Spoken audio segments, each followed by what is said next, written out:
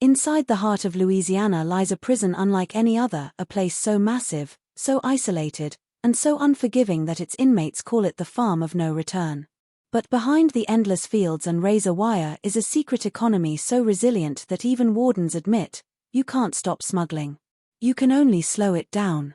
Welcome to Angola, where survival isn't guaranteed, but corruption is. Before we dive into this story, hit the subscribe button and turn on notifications. We bring you real stories from inside America's most dangerous prisons, stories they don't want you to hear. So subscribe now, because this one is going to blow your mind. Angola prison does not begin with steel gates or gun towers. It begins with the land. 18,000 acres, larger than the entire island of Manhattan, stretching endlessly across the Mississippi River Valley. From the moment you enter, the air feels heavier, the sky wider, and the silence louder. This is not just a prison, this is a world. A world where seasons matter more than time, and where a man can go decades without seeing a streetlight or hearing a car horn again. The official name is Louisiana State Penitentiary, but no one inside calls it that. They call it Angola, after the African country from which enslaved people were once shipped to work the exact same soil prisoners now toil upon. And that history, dark, unfiltered, unescaped, hangs over every acre like smoke. For new inmates, the ride into Angola is a ritual of psychological punishment. No city lights. No passing towns. Just long, empty highway and a creeping feeling that you are being swallowed alive by rural America. You don't see houses. You don't see stores. You see land, flat, unbroken, unforgiving. Inside the bus, everyone knows the same thing. Once the gates close behind you, there is nowhere else to go. Not miles away. Not hours away. Nowhere. The moment the transport bus rolls over the cattle guards at the entrance, there's a shift in the atmosphere, like the world outside has vanished. The prison's perimeter isn't just fences and razor wire. It's rivers, swamps, alligators, and the sheer brutality of the wilderness. Wardens boast about it openly. You don't need to shoot an escaping inmate, one once said. You just let the land bring him back. But while the landscape is a weapon, it also hides something else, something Angola has fought for decades, yet never defeated: smuggling. Because in a prison so big, with fields so deep and blind spots so natural, the land becomes an accomplice. The guards know it. The inmates know it. Anyone who has spent even a week here knows it. Contraband isn't just common. Contraband is the bloodstream of Angola. Phones. Drugs. Tobacco. Homemade alcohol. Even livestock products once made their way into cells. If it can be traded, if it can be hidden, if it brings power, someone is smuggling it. And the irony: this prison, famous for being impossible to escape, is equally famous for being impossible to fully control. But before we get to the smuggling routes operating under the noses of armed guards, you need to understand the heartbeat of Angola, the work fields. Because this prison wasn't designed for rehabilitation. It was designed for labor. And in Angola, labor isn't optional. From the crack of dawn, inmates, some serving life, some decades, some forever, are marched out to the fields under the watch of mounted guards carrying rifles. The sun rises fast and hits harder. Men bend their backs into the soil. Sweat turns to mud. Bodies become machines. It's manual farming the way it was done a century ago: cotton, sugarcane, soybeans, vegetables, livestock, all produced on a scale that feeds the entire prison and generates revenue for the state. And behind every crop row stands a reminder. You are here to work. You will work until you can't. And then you will work some more. But even here, under the burning sun, with guards on horseback watching every movement, smuggling finds a way. Hidden beneath rows of crops, buried in the dirt, transported through work crews, passed from inmate to inmate with surgical precision. It is said that Angola is a place where a man can be punished for breathing incorrectly, but somehow, he can still get a brand new smartphone delivered to his bunk. How? That's the story the administration never wants to talk about. Because when you peel back the layers of the farm, you find a system so tangled, so shockingly human, and sometimes so corrupt, that you begin to see Angola for what it truly is. A prison where nothing stays buried forever, not secrets, not schemes, and certainly not smuggling. Inside Angola, every inmate eventually learns the truth. The most powerful force in this prison is not violence. It's information. Information about who owes who controls what, and most importantly, how things move. Because contrary to what the outside world believes, Angola does not operate like one giant compound. It's a city spread into 6 massive camps, each one its own miniature world, its own ecosystem, its own hierarchy. And between these camps runs something inmates call the invisible highway. It is invisible because you will never see it on a map. Invisible because no signposts mark it. Invisible because the prison administration pretends it doesn't exist. But the inmates, they know it by heart. It begins in the fields, where work crews from different camps come together. In those moments, brief, chaotic, and watched from a distance by guards on horseback, there are exchanges that happen faster than a blink. A folded piece of paper. A small plastic package passed palm to palm. A cigarette tucked under a glove. A SIM card hidden under a boot heel. To an outsider, it looks like nothing. To Angola inmates, it's a delivery. The highway continues through trusty positions, inmates assigned to jobs that give them mobility: kitchen workers, laundry workers, maintenance crews, hallway cleaners, and especially the most prized role of all, tier walkers. Men who are allowed to move through cell blocks delivering food trays or cleaning supplies. They are the postal workers of Angola's underground economy. The couriers. The messengers. The men who can make something appear in your hands even when you've been locked in solitary for weeks. But the biggest, most productive lane of the invisible highway is not inside the camps. It's outside. The land around Angola, thousands of acres of forest, farmland, and river frontage, creates natural blind spots. Dirt roads with no cameras. Fence lines hidden by tall crops. Remote corners where guards rarely patrol. The prison is enormous, too enormous to watch every square inch. And so, for years, inmates have used the wilderness as their marketplace. Not escaping. Just retrieving. Stashes buried in the woods. Packages tossed from boats on the Mississippi.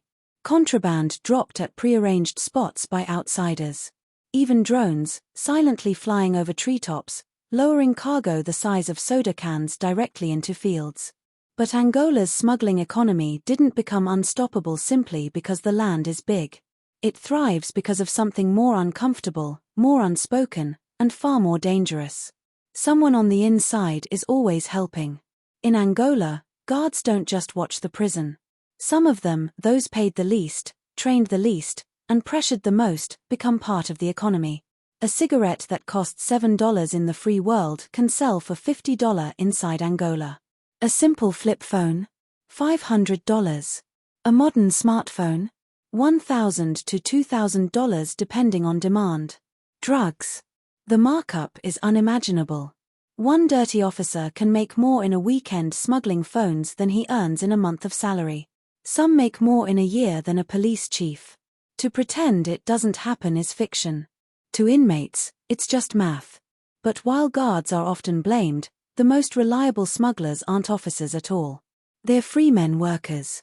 Civilian employees who cut grass, repair roofs, drive tractors, work in the dairy barns, or even help with livestock. They work inside the fences but go home at night. And because they aren't correctional officers, their cars are often scanned less. Their pockets searched less. Their lunchboxes inspected less. Some are honest. Some are overwhelmed. But a few smell opportunity. And in Angola, opportunity can become an empire. Phones hidden inside tractor engines. Vapes stored inside toolboxes. Drugs taped inside lunch containers. Tobacco stuffed inside hollowed-out fence posts. Everything moves through the invisible highway. This system is not sloppy or improvised. It is meticulous. Like a real cartel, each camp has a distributor, a security chief, a shot caller, runners, collectors, and debt enforcers. You don't just buy a phone. You buy from the man who controls phones. You don't just buy weed. You buy from the man whose crew runs that section of the fence. The wrong purchase can get you stabbed. The wrong debt can get you disappeared into the fields where the grass is tall and the guards are far.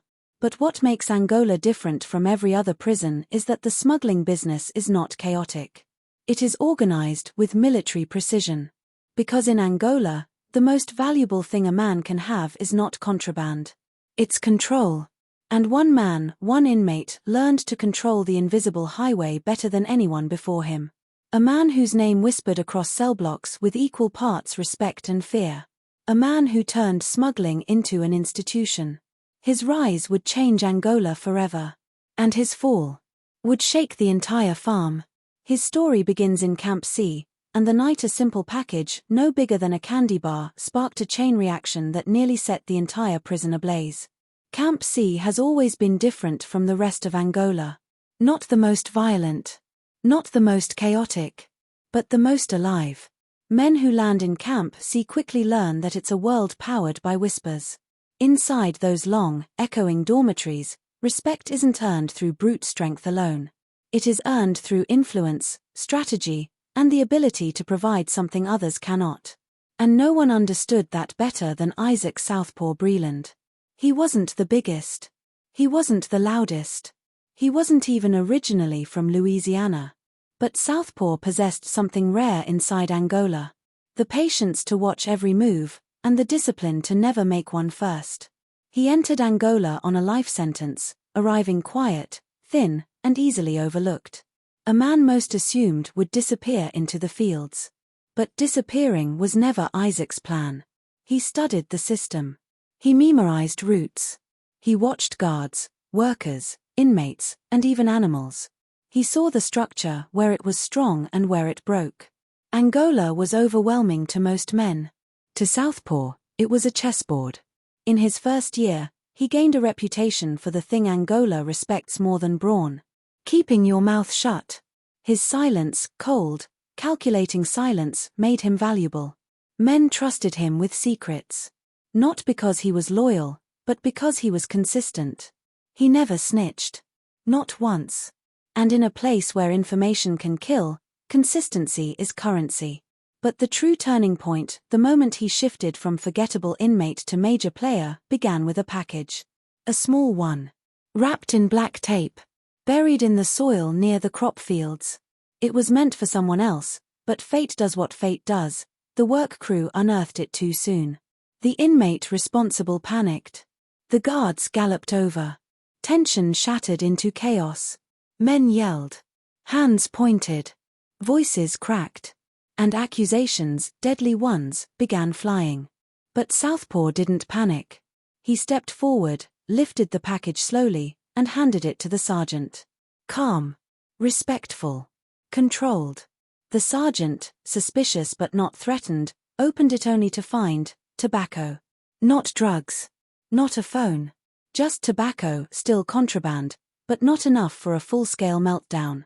Southpaw took the punishment, a week in the dungeon-like surroundings of Camp J, but he gained something priceless.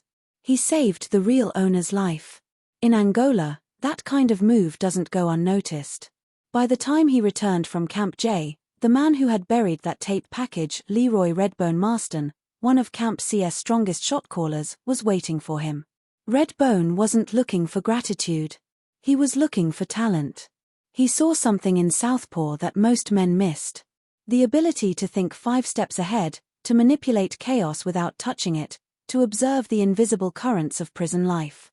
That night, inside the dim dormitory where fans clattered against the ceiling and radios hummed low gospel music, Redbone made an offer that would change everything. I can make you a worker, he said. But I think you're something better than that. I think you're a builder. A builder. In a prison like Angola, that meant one thing. Someone capable of running a network. Southpaw accepted the same way he did everything else, quietly, without questions, without ceremony. And slowly, Redbone brought him into the mechanics of Camp C's real economy. Not the fights. Not the intimidation. Not the petty trades. But the structure. He taught Southpaw the unwritten laws of Angola's underground. Never let a man get in debt too deep. Never let loyalty outweigh logic. Never let violence be your first move. But always keep someone close who'll do violence for you. Southpaw learned each rule with the precision of a surgeon. Within months, he was overseeing simple trades, rolling papers, tobacco bundles, small phone parts. A year later, he was coordinating drop points at the fence line. 2 years in, he was zoning out work crews, ensuring the right men were in the right places at the right time. But what made him truly dangerous wasn't ambition. It was invisibility. Most shot callers want power. Southpaw wanted control without spotlight. He moved quietly. No flashy possessions. No loud threats. No unnecessary violence. He created no fear that wasn't earned, no presence that couldn't disappear. And that made him nearly impossible to trace. When Redbone was stabbed in a fight unrelated to the smuggling operation, the entire hierarchy panicked. Wars like that can collapse empires overnight. Without a leader, Camp C could fall into chaos. But in the days after Redbone's death, something strange happened. The flow of contraband didn't slow. It accelerated. Deliveries were smoother. Debts were collected faster. Workers were organized. The highway was expanding. And only one man could have managed that. Without ever asking for the crown. Without ever claiming a title. Without ever raising his voice. Southpaw became the king of Camp C. But power in Angola never goes uncontested. And the more his network grew, the more it crossed into territory ruled by older, more violent factions, men who didn't take kindly to invisible kings. The first challenge would come from Camp D. A crew with connections, brutality, and a reputation carved in blood. And they didn't just want control of the invisible highway. They wanted Southpaw's head. Long before Southpaw's rise, Camp D had built a reputation carved from a different philosophy than Camp C's quiet intelligence. Camp D believed in pressure, raw, visible, unforgiving pressure. They didn't hide their influence behind whispers in the dormitories. They made their presence felt with fractured jaws, broken broom handles, and men who went missing during field rotations. Where Camp C ran on strategy, Camp D ran on fear. For years the two camps coexisted in a tense but functional balance. Camp C controlled distribution. Camp D controlled enforcement. Camp C provided brains. Camp D provided muscle. The invisible highway relied on this equilibrium. No one wanted a war. The Medline staff, the guards, the wardens, even inmates knew conflict disrupted everything. But the moment Camp C's influence began growing under Southpaw's invisible leadership, that delicate balance splintered. Because power in Angola isn't about how much you control. It's about how visible your control becomes. And Southpaw, despite his efforts to remain unseen, was beginning to cast a long shadow. Phones arriving in multiple camps without delays. Tobacco bundles appearing like clockwork. New drop spots outside the cattle fields. A cleaner, more efficient network than Angola had ever seen. And nothing threatens a violent regime more than an organized one. Inside Camp D's dormitories, men watched the flow shift. They noticed the rumors. Heard the quiet confidence in Camp C's voices.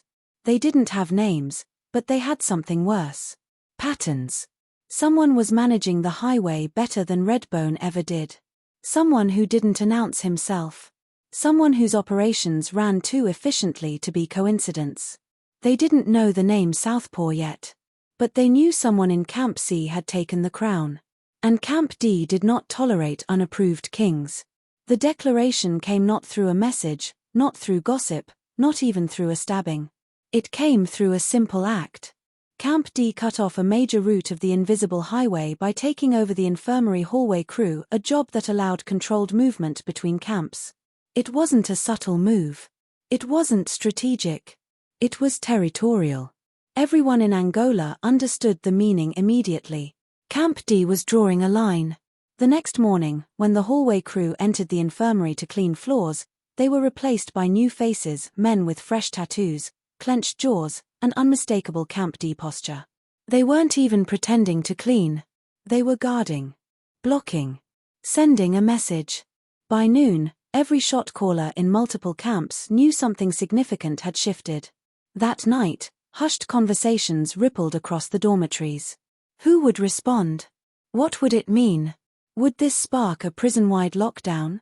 Would the guards intervene or purposely step back and let the camps settle it their way? Southpaw learned the news exactly the way he wanted. Quietly, indirectly, as a worker from the kitchen whispered it in passing. He didn't react. He didn't curse. He didn't send a runner. He simply listened, nodded once, and went back to sorting inventory logs he'd memorized mentally, knowing full well the moment had arrived. Camp D wasn't challenging Camp C. They were challenging him. But what Camp D failed to understand was that Southpaw didn't respond like a typical leader. He didn't summon men for intimidation. He didn't plan a retaliation hit. He didn't try to reclaim the hallway job through force. Instead, he did something that made Camp D profoundly uneasy. He did nothing. And nothing is worse than a punch you can see coming. For 2 days, Camp C acted like the change didn't bother them. The flow slowed but didn't stop. Deliveries rerouted. Couriers adapted. No panic, no aggression, no retaliation. Camp D's leadership, Big Fred and his lieutenants, interpreted the silence as weakness. Which was exactly what Southpaw wanted. Because the secret to controlling Angola wasn't dominance. It was patience. On the third night, after lights out, Camp C's dormitory sank into its usual rhythm of quiet breathing, whispered card games, low-volume radios, and restless men shifting on metal bunks. But Southpaw wasn't sleeping. He was waiting. Near midnight, a runner from Camp A slipped in through a maintenance hallway unseen by most, unnoticed by guards familiar with his movements. He carried a note the size of a matchbook, written in pencil so faintly it looked blank. But to Southpaw, that note contained everything he needed. Camp D had made a mistake. A fatal one. They had rerouted their own supply line to take over the infirmary crew. In doing so, they left one blind spot unprotected, one section of fence line where civilian workers dropped packages for their paying clients. Camp D didn't think Camp C had the reach to take it. But Southpaw's network wasn't built on brute force. It was built on resourcefulness. The next morning, as inmates marched to the fields, Camp D's lieutenants strutted past Camp C's workers with smirks, calling out taunts, mocking them for the loss of the hallway crew. The guards noticed the tension but didn't intervene. Tension was normal in Angola. Too normal. But as the sun rose, a shift in the air spread quietly, like smoke under a door. Packages recovered. Phones already distributed. Debts collected. Routes restored.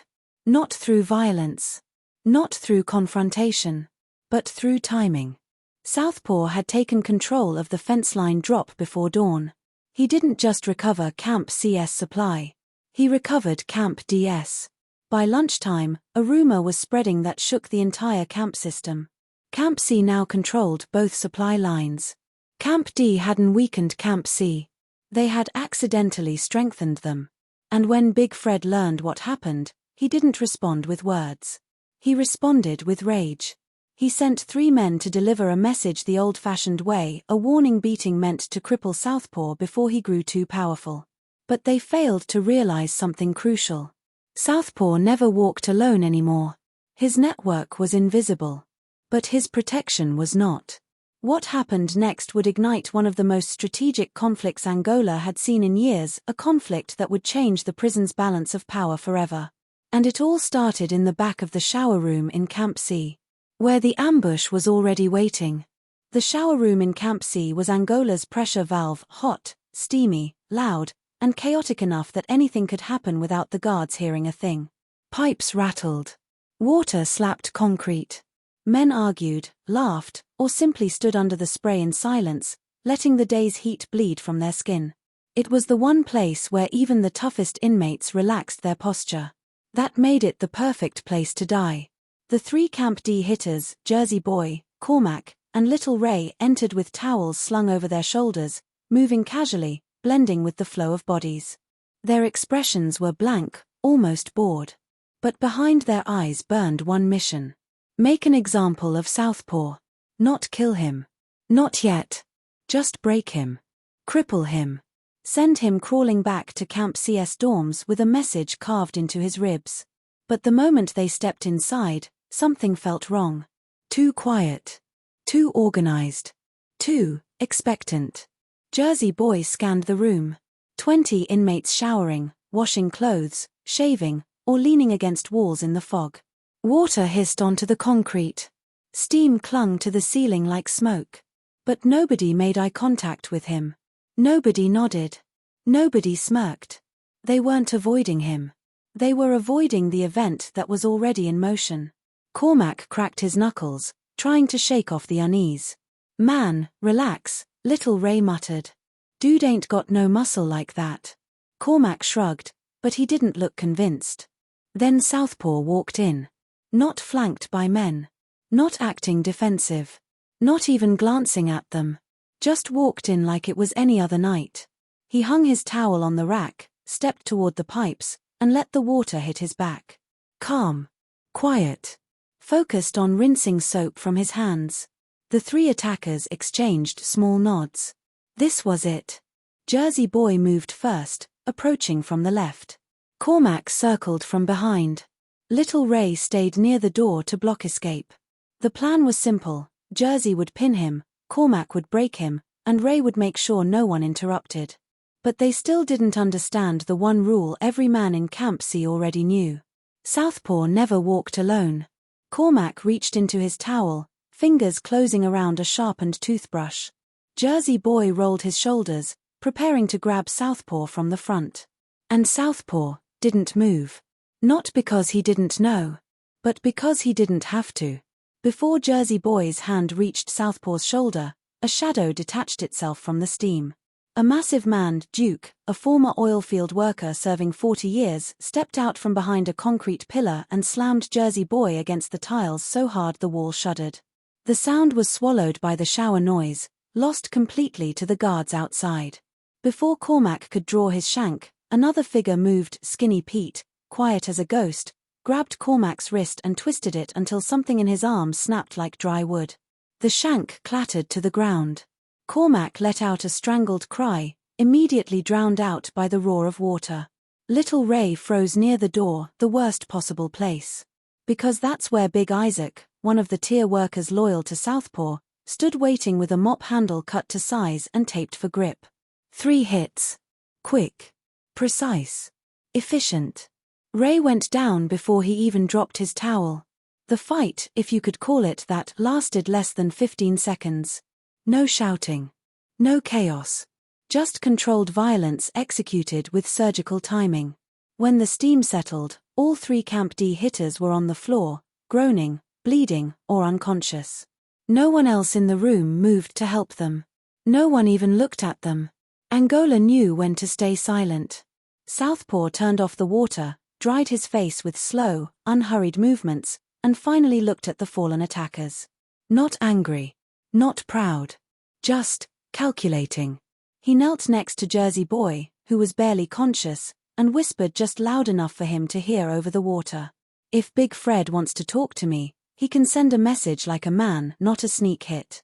He stood, picked up his towel, and left the shower room. Behind him, Duke, Skinny Pete, and Big Isaac disappeared in different directions, blending into the crowd like they were never there. By the time the guards walked in and found the injured men, the narrative that spread through Camp D was not about the beating itself, it was about the message. Southpaw didn't fight back. His men fought for him. That changed everything. Because power in Angola isn't measured by the violence you do. It's measured by the violence done on your behalf. Within hours, whispers spread across every camp. Within a day, Camp D was divided. Within 2 days, lieutenants were questioning Big Fred's leadership. And by the 3rd day, someone inside Camp D made the first move toward peace talks. But Big Fred wasn't ready to surrender. Not yet. He had one last option. The most dangerous one. He called in a favor from the free men workers, the civilians who entered the prison daily and worked side by side with inmates. Men whose loyalty could be purchased. Men with access. Men with cars. Men with freedom. Men who could bring in anything. And take anything out. Big Fred wanted a weapon. A real one. Something that could shift the balance permanently. Something that could kill Southpaw in one blow. And when the request reached the right civilian's pocket, the answer came back in a whisper. "I can get you what you want. But it's going to cost you. What Big Fred didn't know, what he couldn't know, was that Southpaw already had ears inside that same civilian circle. And the moment the deal was made, Southpaw prepared for the deadliest shift Angola had seen in years. Because the weapon coming into Angola wasn't a knife, wasn't a shank, wasn't a club. It was something far, far worse. And its arrival would force the entire prison, guards, inmates, and administration to the brink of lockdown. Angola prison is more than walls, fences, and fields. It is a world unto itself, a place where power doesn't come from titles, where survival depends on wits, and where the invisible highway of smuggling continues to thrive despite every attempt to stop it. Southpaw's rise, the Camp D conflict, and the relentless ingenuity of inmates show one undeniable truth. In Angola, control is fluid, loyalty is earned, and nothing stays buried forever. The farm never sleeps, and neither do its secrets. If this story shocked you, amazed you, or made you question what really goes on behind prison walls, hit that like button. Subscribe and turn on notifications, because we bring you the untold, raw, and true stories from America's most dangerous prisons, stories the outside world rarely sees. Leave a comment below. Which part of Angola's secret network surprised you the most? And remember, in Angola, survival is the ultimate power.